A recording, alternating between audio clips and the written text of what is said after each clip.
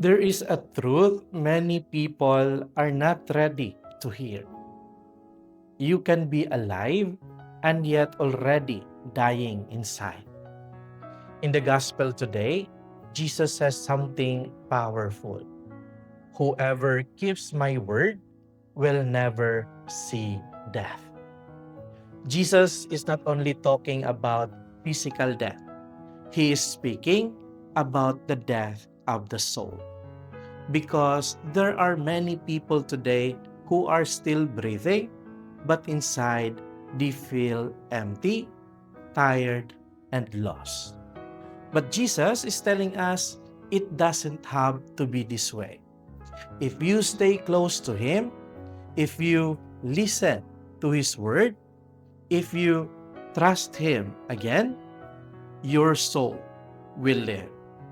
Even if you feel far from God, even if your heart is heavy, even if you think that it is too late, it is not.